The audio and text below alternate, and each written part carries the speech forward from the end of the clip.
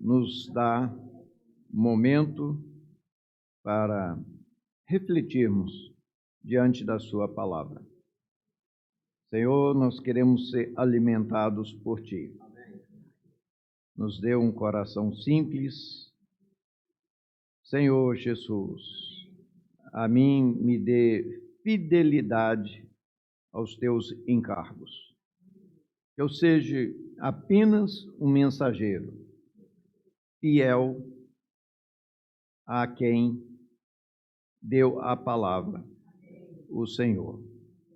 Senhor, nós queremos ser fiéis a Ti. Senhor Jesus. Bom dia, irmãos. Nós estamos começando uma nova sequência de estudos. Em breve será lançado um novo alimento diário. E aqui está falando, né? Mensagem 1. A mensagem 1 é: reinarão em vida por meio de Jesus Cristo. Agora, essa sequência de mensagens, que culminará no primeiro volume do Alimento Diário, que nós, lá na estância, iremos começar esse estudo, será em cima das epístolas de João e das epístolas de Pedro. E as epístolas de João são as últimas palavras do Novo Testamento. O apóstolo João, ele era um dos discípulos mais novos. E ele estava sempre junto ao Senhor. Se a gente observar, estava sempre quem? João, Tiago e Pedro. João e seu irmão, eles eram mais discretos,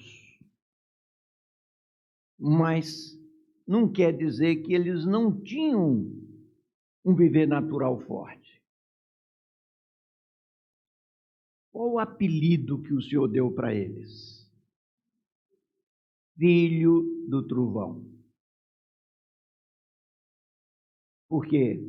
O Senhor foi pregar numa aldeia samaritana e aqueles samaritanos não aceitaram o Senhor. Qual a sugestão deles? Senhor, manda trazer fogo do céu. Não destrua eles, Senhor. Eles não deram atenção a Ti. E aí o Senhor chama eles de Boanerges, ou seja, filhos do trovão. Mas João tinha uma característica muito importante, irmãos. Ele estava atento às palavras do Senhor. E ele aprendia com os erros dos outros. Pedro era afoito, dava uma opinião em tudo. E o Senhor varada em Pedro. E João estava ali só observando e aprendendo.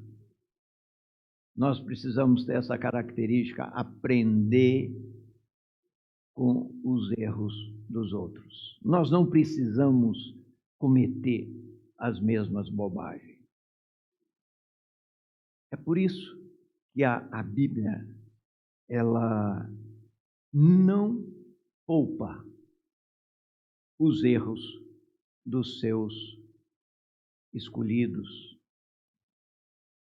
A gente pode enumerar os erros de Pedro, os erros de Paulo, os erros de João, de Moisés, do grande Davi, um homem segundo o coração de Deus. Mas quando ele errava, o Senhor mostrava tudo. Quais os erros de Tiradentes? A gente não sabe. A história encobre os erros dos seus heróis. O Senhor não. Por quê?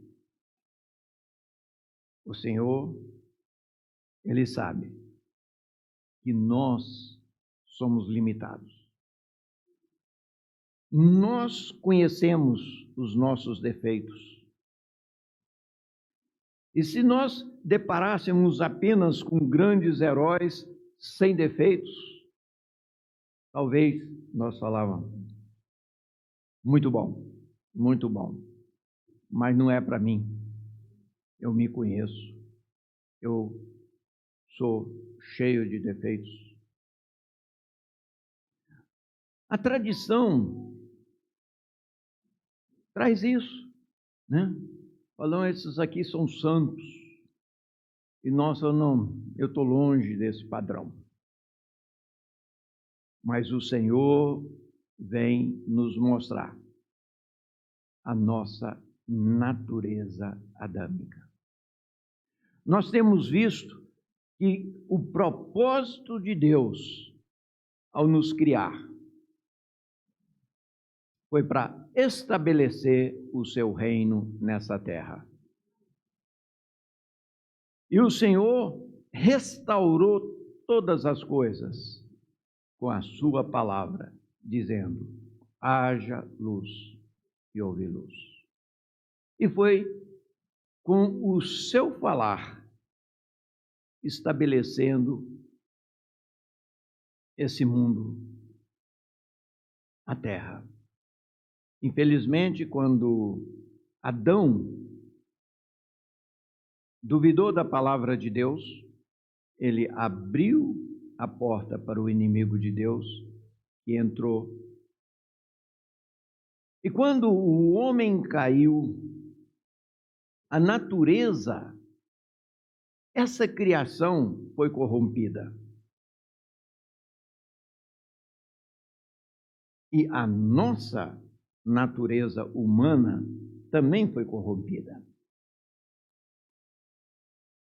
Nós conhecemos alguns versículos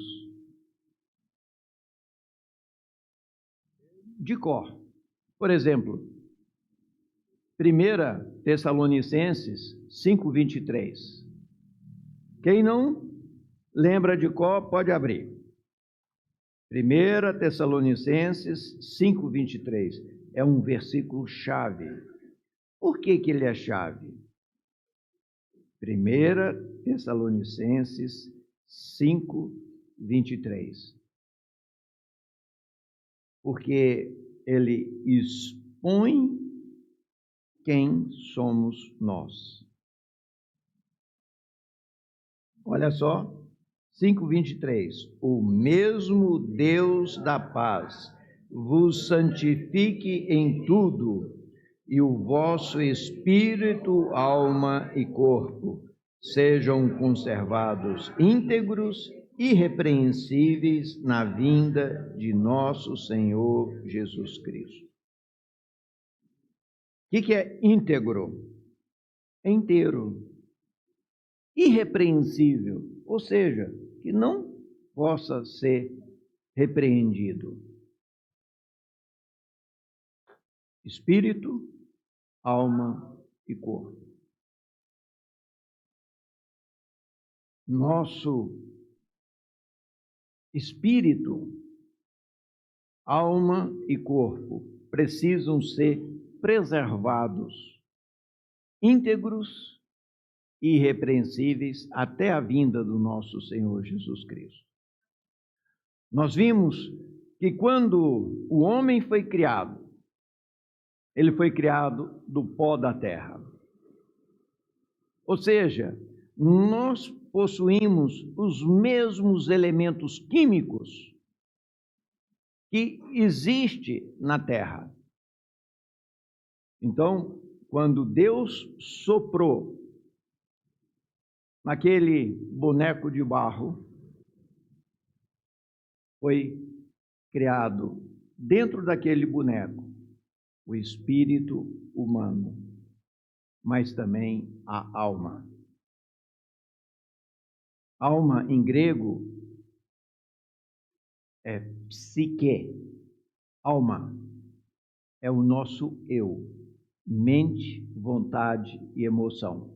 Eu gosto de fazer um gesto para a gente lembrar: mente, vontade e emoção. Mente, vontade e emoção. Esse é o nosso eu. O espírito é a parte mais profunda. O espírito quer dizer, nós somos da mesma espécie de Deus, do mesmo DNA de Deus. Mas nós vimos também que o homem foi criado um pouco menor do que os anjos, para fazer algo que Deus não podia fazer. É executar o diabo.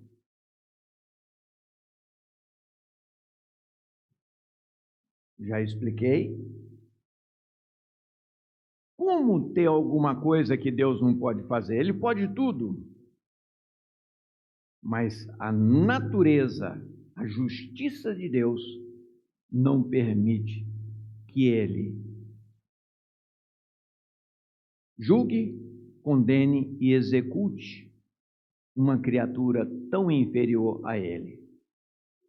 Então, ele julgou, condenou o diabo, mas nos criou para nós exercermos a autoridade sobre o diabo e executasse o juízo de Deus. É por isso que nós precisamos nos constituir da palavra de Deus, porque é na palavra que existe a autoridade de Deus. O apóstolo Paulo deixa isso muito claro. A nossa luta não é contra sangue e carne, mas sim contra principados e potestades na região celestial. Essa luta nós só vamos vencer pela força nossa? Não. É pela força de Deus, pela autoridade de Deus. Mas nós precisamos saber que quando eu criei, eu me tornei filho de Deus. A palavra é muito clara que quando nós cremos, somos feitos filhos. Então, meu espírito foi salvo, meu corpo não. Quem é mais velho sabe que a gente vai perdendo as forças. Então, o nosso corpo não foi salvo. Meu espírito foi salvo quando eu criei. E minha alma é a minha alma que Deus quer. A alma também, quando é somado à nossa consciência, na Bíblia é chamado de coração. Ou seja, o nosso coração se torna um campo de batalha. Por quê? Ele foi corrompido pela semente ruim do pecado. Nós, em nós mesmos, no nosso natural, nós não temos muita queda para as coisas de Deus.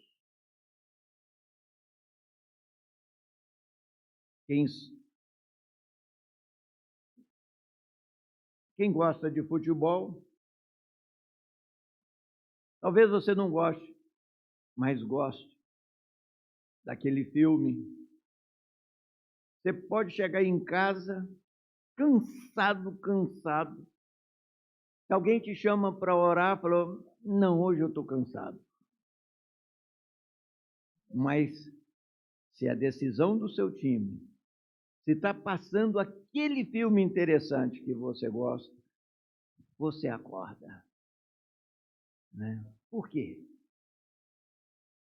Nossa mente, vontade e emoção está ligado mais a esse mundo do que o mundo vindouro. Por quê? Porque ele foi corrompido pela semente ruim. É por isso que nós ainda vivemos conflitos. Nós precisamos compreender que para nós vencermos esses conflitos que estão dentro de nós, nossa alma, que estão ao redor de nós, o mundo, mas nós também podemos receber flechas do inimigo, ou seja, ataques do inimigo. É por isso que é tão importante nós nos apegarmos à palavra de Deus. É ela que nos sustenta. É ela que nos capacita. Os irmãos podem ficar pensando, mas esses irmãos dão tanta ênfase à palavra, dão tanta ênfase, vamos à conferência em Vila Velha, vamos à conferência em Sumaré, vamos... Irmãos, a gente precisa ter experiências de imergir na palavra, não apenas no nosso dia a dia, mas consagrar uma semana inteira para imergirmos na palavra, de manhã até de noite. A gente é revigorado.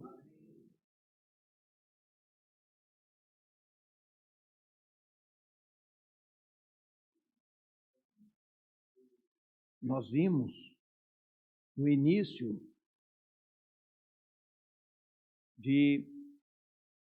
do Evangelho de João que o Evangelho de João ele mostra que o Senhor Jesus veio salvar o homem. Ele veio trazer Deus ao homem. Mas nós estamos começando agora a segunda parte, que é a partir do capítulo 14, onde o Senhor quer levar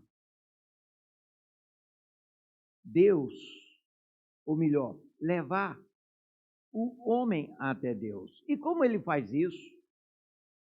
É através da igreja.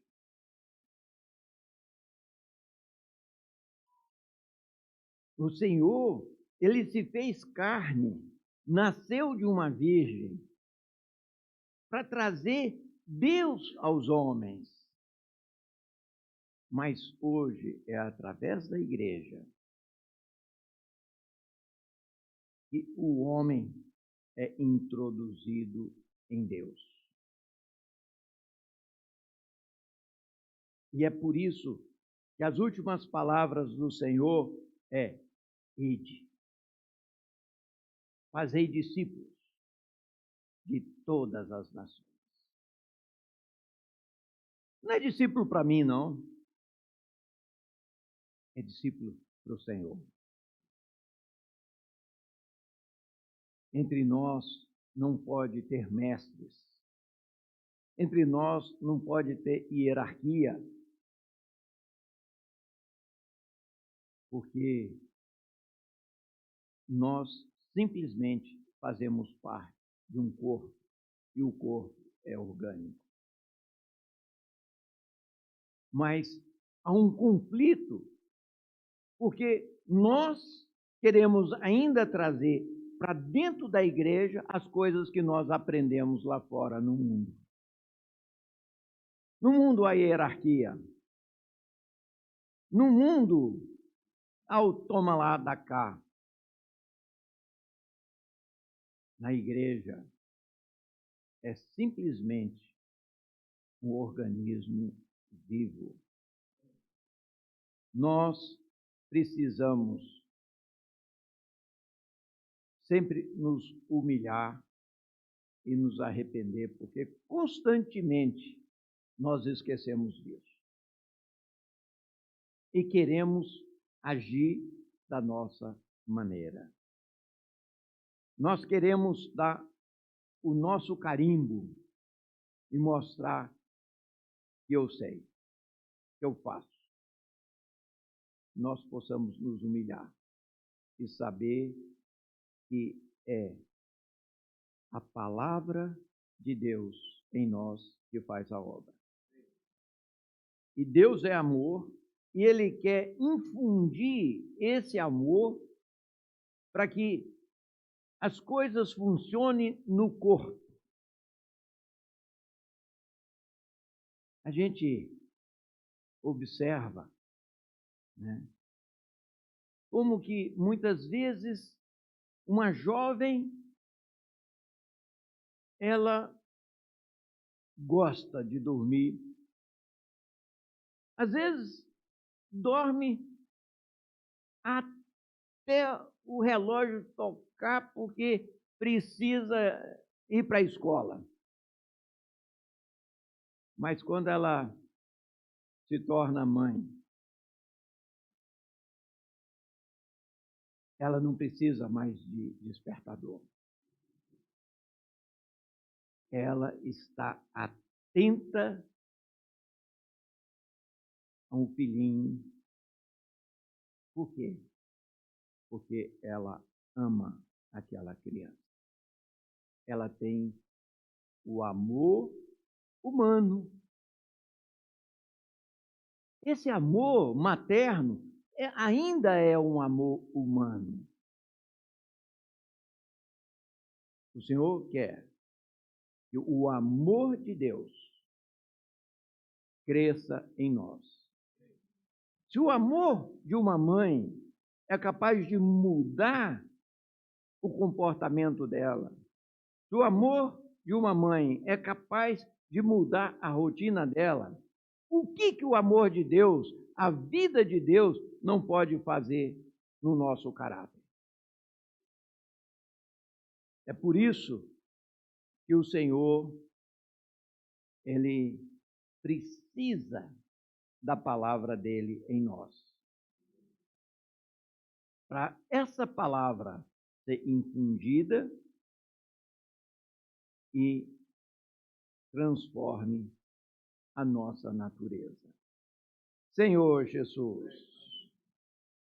Oh, Senhor Jesus. Eu gostaria de olhar um outro texto, Romanos, capítulo 5, 17.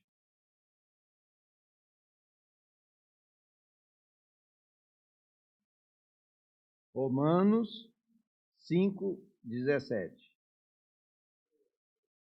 Se pela ofensa de um e por meio de um só reinou a morte, muito mais os que recebem a abundância da graça e o dom da justiça reinarão em vida por meio de um só, a saber, Jesus Cristo.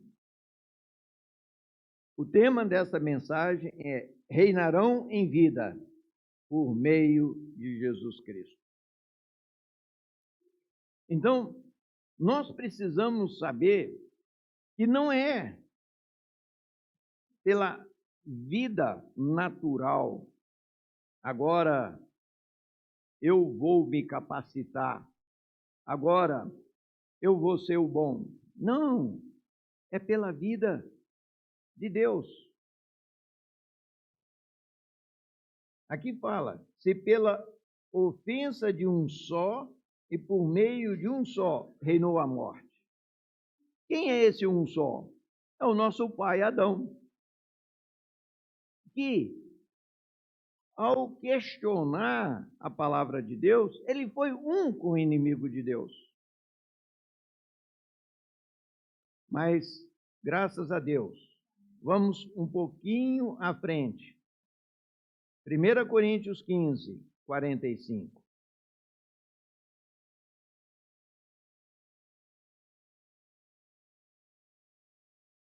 15:45.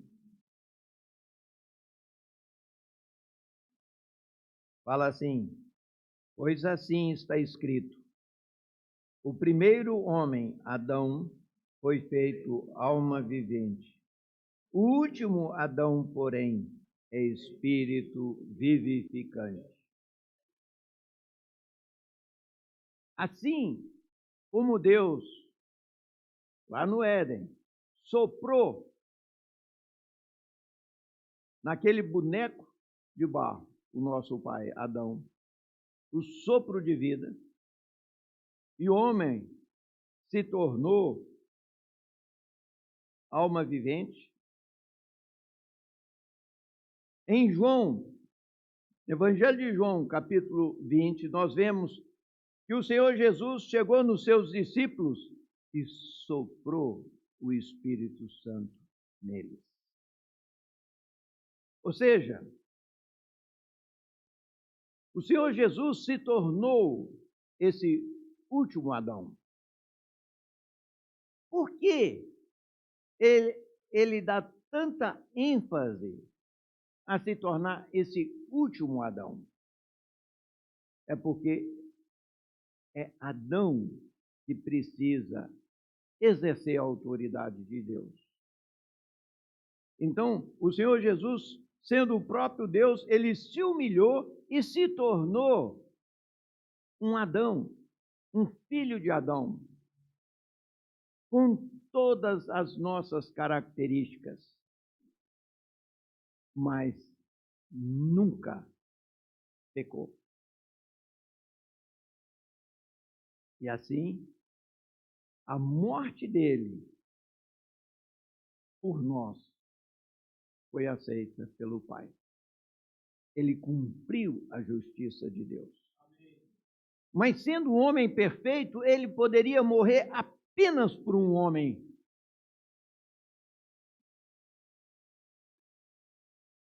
Certamente, ele morreria pela sua mãe.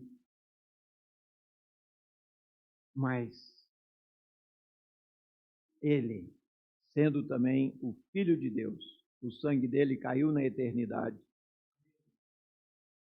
e tem eficácia eterna. Não só para os homens que viviam no tempo dele, mas para os que viveram antes dele, na esperança da chegada do Messias, mas para aqueles que viveram depois dele, que somos nós.